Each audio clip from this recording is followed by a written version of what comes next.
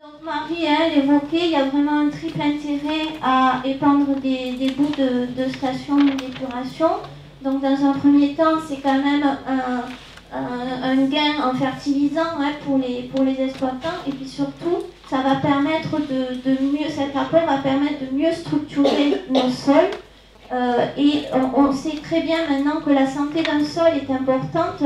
Plus il y a une vie microbienne active, plus il va pouvoir mieux répondre et mieux être adapté et répondre aux agressions extérieures, comme de fortes pluviosités par exemple, ou des périodes de fort stress hydrique. Donc, et ce d'autant plus en Languedoc-Roussillon, où on a quand même des sols qui sont assez peu pourvus justement en matière organique. Donc voilà pour l'intérêt agronomique. Bon, écologique, des pratiques anciennes, inutile d'y revenir aussi. Et quant économique, même si ce n'est pas systématique, la plupart du temps, et notamment pour la filière dite des boues liquides, ça reste la solution la moins onéreuse pour les communes.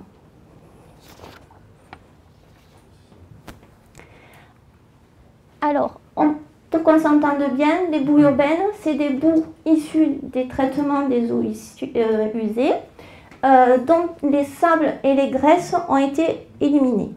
Les trois grands piliers et principes de l'épandage, c'est l'innocuité, l'efficacité agronomique et la traçabilité. Alors, on distingue rapidement trois grandes classes de boues qui sont épandues sur nos sols agricoles.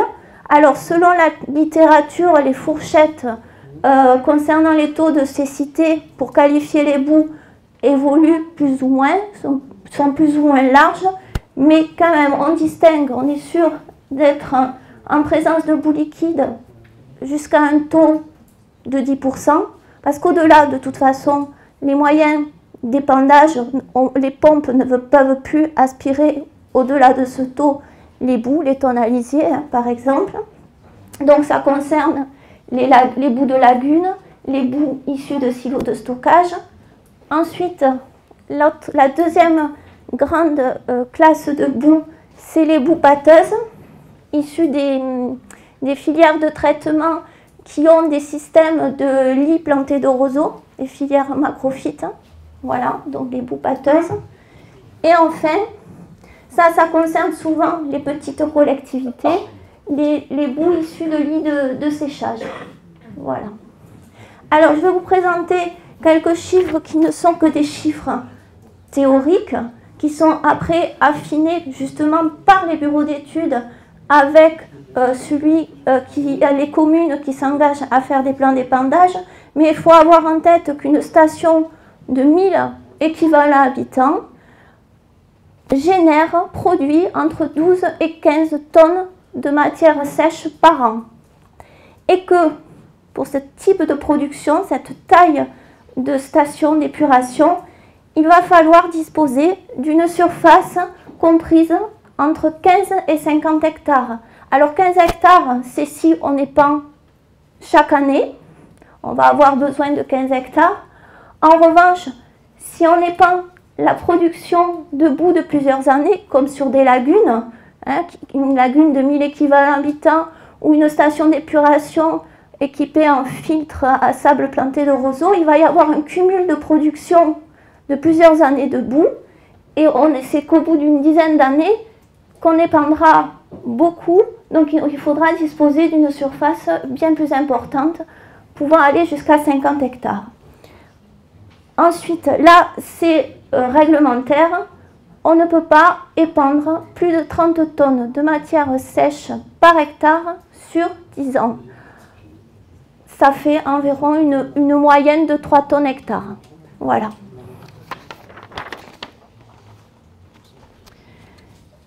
Donc, quand on réalise un plan d'épandage, c'est le producteur donc, de boue qui va être responsable de l'organisation et de l'encadrement de l'ensemble de la filière jusqu'à la parcelle. Donc, c'est le producteur qui est donc une collectivité, une intercommunalité, un syndicat, une délégation, un délégataire de service public qui va réaliser, être à l'initiative du plan d'épandage. Donc c'est lui qui va organiser les épandages. C'est également lui qui va en assurer, qui va être responsable du suivi de ces épandages et qui va devoir rédiger l'accord, une convention qui va le lier à l'utilisateur de boue. En revanche, l'utilisateur, nos exploitants, eux, s'engagent à communiquer au producteur l'ensemble des données dont aura besoin le bureau d'études pour réaliser l'étude. Une période de semis, les rotations culturales sur sa parcelle, voir s'il fertilise autrement en plus des boues. Voilà, donc il se doit de communiquer toutes ces informations au producteur. Obligation d'enregistrer aussi sa fertile, notamment dans les zones vulnérables, et de prévoir sa fertilisation également.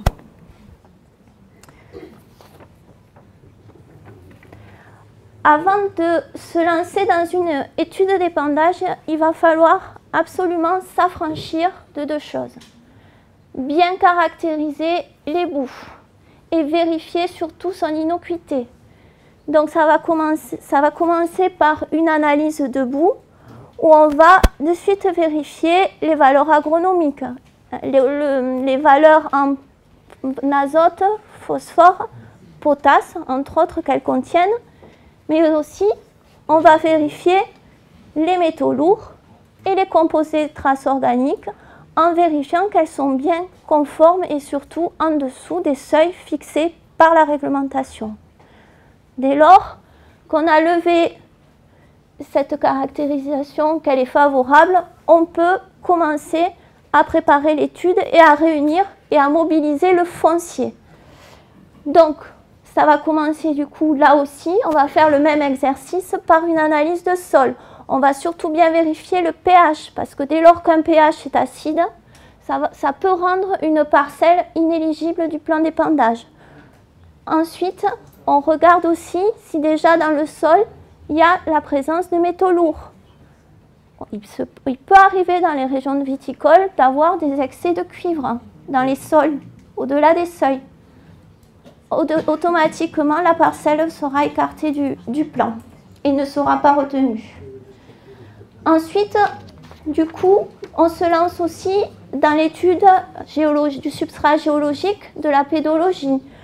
On va voir si on est en présence de sols filtrants très sableux ou au contraire hydromorphes, saturés en eau et plutôt argileux. Donc là aussi, l'analyse de sol, on va, grâce aux paramètres à la granulométrie, on va voir la répartition entre sable, limon et argile.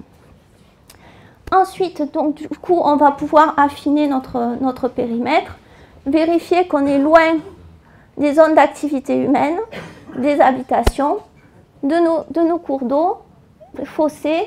Donc voilà, en fonction des zones identifiées à risque, on met des distances d'éloignement, d'exclusion. Et ensuite, on peut passer à l'étape du raisonnement agronomique de nos boues par rapport à un type de culture qui va recevoir les boues. Donc mes besoins des cultures, on va affiner la dose en fonction donc, de mes besoins des cultures, mais aussi du précédent cultural et déjà de ce dont est fourni déjà le sol. Donc vous voyez, c'est un calcul un peu à équilibrer, un peu savant, où on tient compte, où il faut tenir compte de tous ces paramètres pour bien ajuster la dose aux besoins stricts de notre plante, pour éviter tout lessivage par la suite.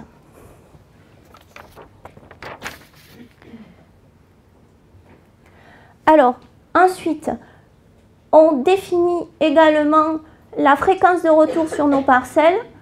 Le réseau des MES encourage les bureaux d'études à ne pas revenir chaque année sur la même parcelle, mais essayer de respecter un épandage au moins 1 an sur 2. On sait que ce n'est pas toujours possible, mais c'est toléré également quand on est sur de faibles doses à l'épandage. Et ensuite, réglementairement, toutes les communes qui s'engagent dans de la valorisation agricole doivent avoir au sein de sa station un moyen de stockage des boues de 6 mois réglementaires. L'idéal, par expérience, si on a plus, c'est mieux. Mais en tout cas, réglementairement, c'est 6 mois qui est exigé. Alors, ça peut être un petit local comme ça pour les boues sèches, ça peut être des silos de stockage, il y a divers moyens de pouvoir stocker les boues. Mais sans ce stockage, normalement, on n'est pas autorisé à pouvoir épandre. Donc, également, une étude d'épandage doit obligatoirement avoir un plan B. Si on ne peut pas épandre une année, parce que justement on a un problème, un souci sur nos boues, ou un problème pour nos prestataires ne peut pas venir épandre ou quoi que ce soit, il faut prévoir un autre scénario. Soit l'envoi en plateforme de compostage, mais en tout cas, il faut absolument que ce soit porté par écrit dans l'étude. Ensuite, on définit un calendrier d'épandage. À quel moment nos campagnes d'épandage vont avoir lieu, s'il va y en avoir 1, 2, 3, il faut éviter souvent, voilà. Et ensuite, on prévoit ces modalités, comment va s'organiser l'épandage, qui va assurer le transport des boues, est-ce qu'on a choisi les bons équipements par rapport au taux de cécité des boues. Alors ça paraît comme ça anodin, mais il s'est avéré que parfois on a des surprises au moment d'un curage, par exemple de lits macrophytes, où on s'aperçoit que les boues vont être beaucoup plus liquides que prévu et on n'a pas réussi à adapter le bon matériel en face. Donc voilà, tout ça, il faut quand même l'anticiper bien en amont. Et enfin, une autre demande réglementaire, c'est s'assurer qu'il y ait une compatibilité entre nos épandages et le schéma départemental d'aménagement et de gestion des eaux et de tous les zonages, s'affranchir de tous les zonages environnementaux, Natura 2000, vérifier qu'on n'est pas sur des zones naturelles sensibles, des milieux karstiques.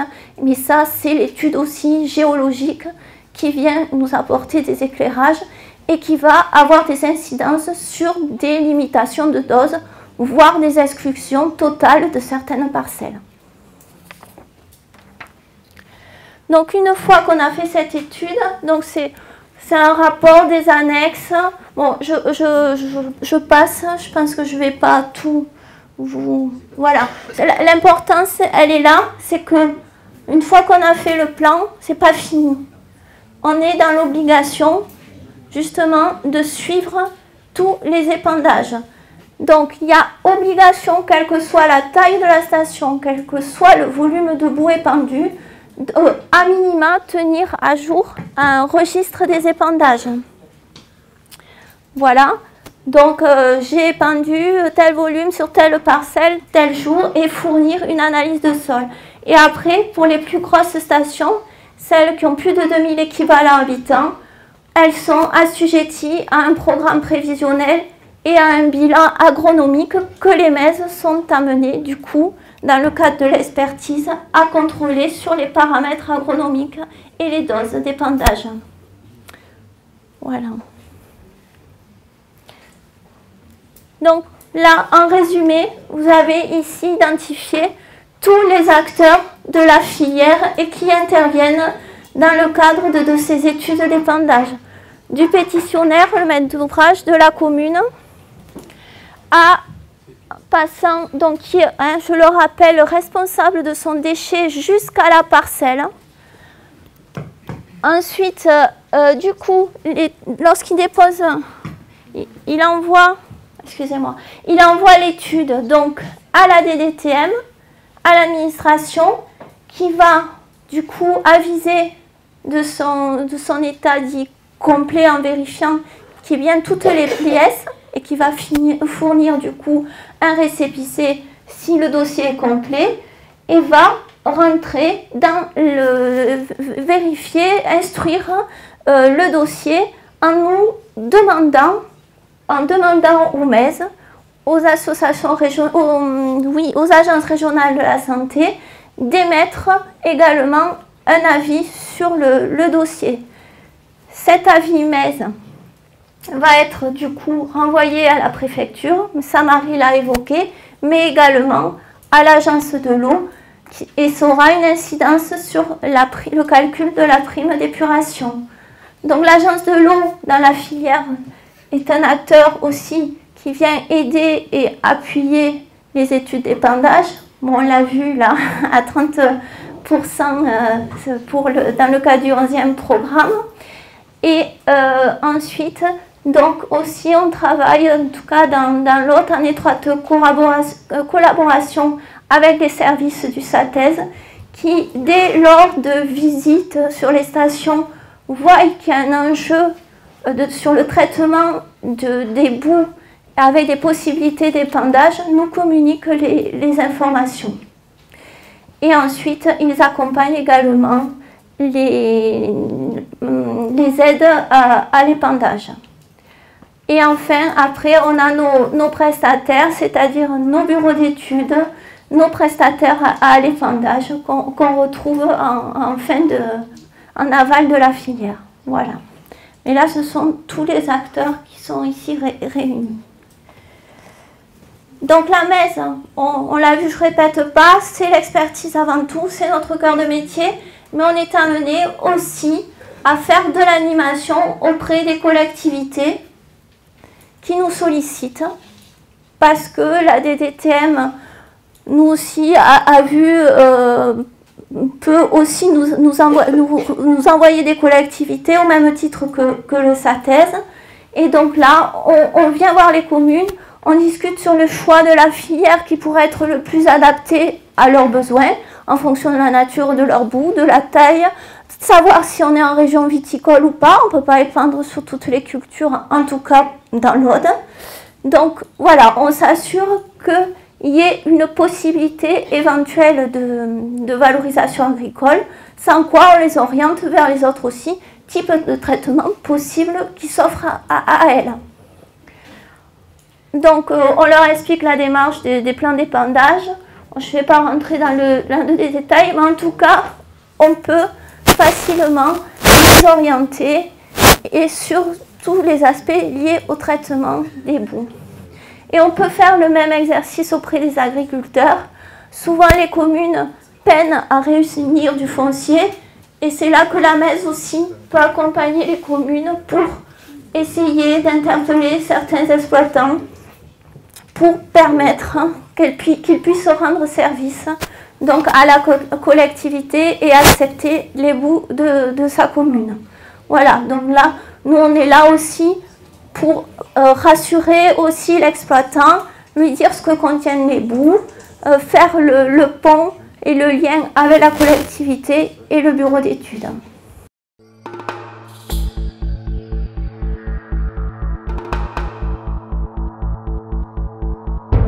Donc maintenant, on va passer aux choses sérieuses, la réglementation. Vous attendiez tous ce moment. Alors le problème, c'est qu'il y a plein de gens qui ont parlé avant moi, qui ont presque tout dit, donc ça va être nettement moins fun. En plus, comme c'est de la réglementation, moi, j'ai pas le droit à mettre une citation littéraire avant, donc voilà. Donc, pour répondre à monsieur sur la traçabilité, etc., les épandages de boue sont encadrés par une réglementation. Pourquoi? Donc, pour préserver la santé publique, alors déjà protéger l'agriculteur, parce que c'est quand même lui qui accepte les boues sur ses parcelles. Les consommateurs des produits qui sont produits par l'agriculteur, donc on en revient à ce que vous disiez. Et puis en garantissant la totale innocuité des épandages, parce qu'il y a aussi le prestataire qui met en œuvre les épandages. Alors, préserver le milieu environnant, Stéphanie l'a dit, puisqu'elle a cité déjà tous les milieux aquatiques, les milieux naturels. Et bien sûr, comme l'a dit Marie, protéger le sol, qui est le premier au contact des boues. Et bien sûr, les riverains des épandages. Et vérifier l'intérêt agronomique de l'épandage, parce que, comme on l'a dit depuis le début, là, on n'est pas là à mettre des boues comme un dépôt sur un champ. On est là parce que les boues, en fait, elles servent d'engrais et d'apport de matière organique. Il faut les considérer comme ça. Déjà, quand on les considère comme ça, on ne les voit pas tout à fait de la même façon. Donc on rejoint tout ce qu'a dit la messe, parce que si c'est un engrais, l'engrais il faut qu'il soit, qu'il corresponde à la culture en place, à ce qu'attend l'agriculteur, à ce qu'il prévoit comme production. Donc c'est tout le travail que font les MES. D'ailleurs, donc pour compléter ce qui a été dit ce matin, vous aurez compris qu'on travaille en partenariat.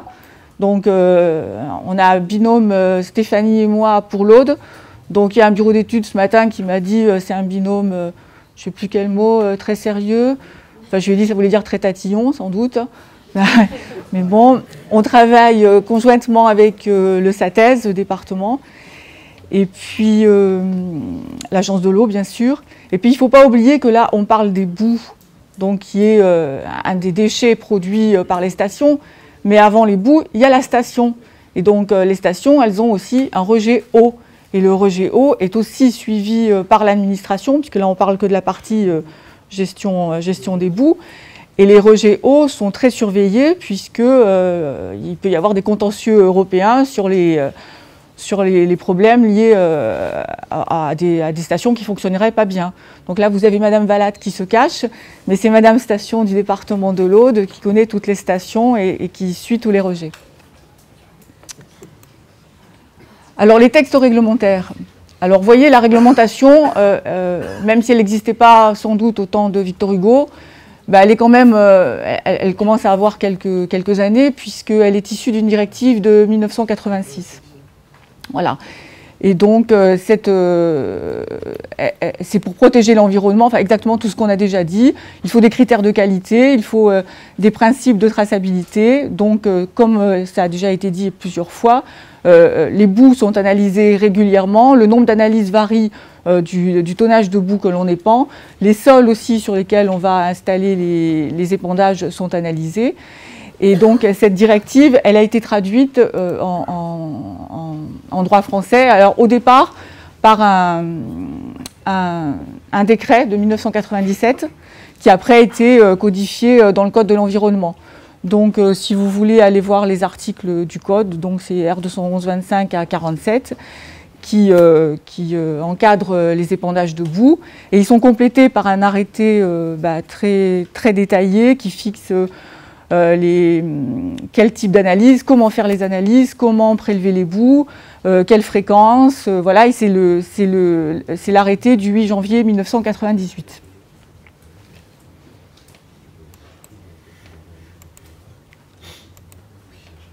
Alors, comme ça a déjà été dit, ce texte réglementaire donc introduit le principe que les boues que l'on épand, ce sont des déchets. Donc, un déchet, comme aussi ça a déjà été dit, le producteur de boue en est responsable jusqu'à sa totale élimination. C'est-à-dire que le producteur de boue, c'est-à-dire la collectivité propriétaire de la station, doit tout faire pour que ces boues épandues, l'épandage se passe bien dans de bonnes conditions.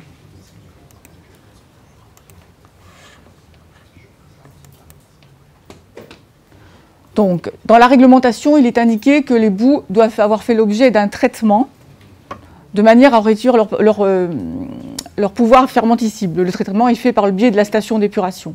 Alors, il peut y avoir dans les textes, il est possible d'avoir des exceptions à ce traitement, mais en tout cas, pour le département de l'Aude, on ne les admet pas. Alors, les possibilités de mélange sont limitées. Puisque vous pouvez avoir deux petites stations, et dire je vais faire qu'un plan d'épandage au lieu d'en faire deux. Donc la réglementation aussi, la réglementation dit que c'est pas admis, mais qu'il peut y avoir des exceptions données par le préfet. Donc dans le département, on a un plan d'épandage avec deux origines de stations, ce sont des petites stations. Parce que par exemple, quand vous avez vu les statistiques présentées tout à l'heure, vous avez bien vu la différence entre l'Hérault et l'Aude, où nos quantités de boue épandue sont faibles et tout, parce qu'en fait, on a une multitude de petites stations. Hein. On a plus de 400 communes, avec parfois des communes qui ont plusieurs stations, puisque c'est un territoire très rural avec des hameaux. Et à part la frange littorale dont vous avez parlé, où là, il y a les grosses stations où les boues vont généralement en plateforme de compostage, on a affaire à des stations de moins de 2000 équivalents habitants et parfois de moins de 200 équivalents habitants, où le problème de boue se pose quand même, puisque qui dit station dit production de boue.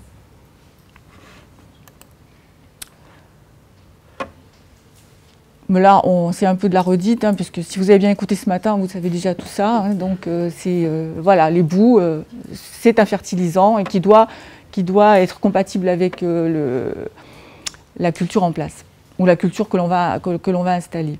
Alors, la police de l'eau. Donc, la police de l'eau, aujourd'hui, c'est moi. Puisque tout ce qu'on a vu, tout ce que vous ont expliqué les MES, ça rentre dans un cadre réglementaire, et pour être mis en œuvre, il faut que ce cadre réglementaire soit respecté. Donc, parce qu'on est là dans le cadre au départ de la protection des milieux aquatiques. Donc c'est le Code de l'environnement. Donc dans le Code de l'environnement, l'article 214.1 fixe une nomenclature, c'est-à-dire chaque fois qu'on veut faire des travaux, des interventions qui peuvent avoir des effets sur le milieu aquatique, selon l'importance de ces projets, toute une nomenclature est déclinée, par exemple travaux en rivière, dragage, etc. Et donc il y a une rubrique qui est la rubrique 2.1.3.0 qui s'applique aux épandages de boue. Voilà. Donc dans les dossiers de police de l'eau, vous êtes soit en procédure de déclaration, soit en procédure d'autorisation. Pour les épandages de boue, en tout cas pour l'Aude, nous n'avons que des procédures de déclaration, puisque ces procédures sont liées à des seuils. Et donc vous voyez bien que pour être en procédure d'autorisation, il faut avoir des épandages de 800 tonnes par an. Alors comme je vous ai dit qu'on n'avait que des petites communes, avec quand même des petites productions, nous sommes en procédure de déclaration. Donc, une déclaration, c'est une procédure réglementaire qui est validée par le préfet. On instruit, comme l'a dit Stéphanie, dans un cadre très réglementaire et très codifié, c'est-à-dire que le maître d'ouvrage nous fait parvenir son plan d'épandage avec un nombre d'exemplaires qui est fixé par la réglementation. Et il y a toute une procédure très très encadrée qui peut paraître parfois aux collectivités, notamment aux petites collectivités, très compliquée, et puis pourquoi aller dans un cadre aussi rigide, mais c'est la réglementation qui la fixe comme cela, puisque autant le préfet doit, enfin les services qui travaillent pour le préfet doivent respecter cette réglementation pour que si la collectivité n'est pas d'accord, ait les moyens de la contester toujours dans un cadre réglementaire, et aussi pour que n'importe quel quidam ait la possibilité de contester cette réglementation. Les plans d'épandage font l'objet donc d'un récépissé de déclaration, et ces récépissés de déclaration sont publiés sur le site des services de l'État. Donc, et après, ils sont bien sûr aussi affichés en mairie. Donc quand un plan d'épandage d'une mairie, par exemple, mairie X, et les parcelles d'épandage sont sur d'autres parcelles, le récépissé de déclaration est affiché dans toutes les mairies concernées. C'est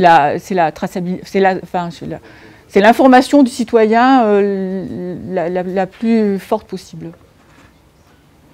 Donc les collectivités, comme je vous ai dit dans l'Aude, on a plein de petites collectivités, donc pour faire les plans d'épandage, bien sûr ils ont recours à des bureaux d'études dont plusieurs représentants sont dans le public, et qui appliquent toute la réglementation que l'on a déjà déroulée.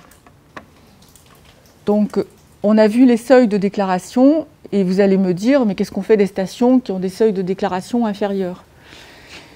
Donc du coup, le plan d'épandage est toujours de mise, est toujours obligatoire. Il répond aux mêmes exigences de traçabilité, c'est-à-dire aux mêmes analyses, aux mêmes besoins de savoir que l'agriculteur, il y aura un calcul de fertilisation qui correspondra à la culture qu'il désire fertiliser. Mais là, par contre, ce n'est plus sous l'autorité du préfet, c'est sous l'autorité du maire.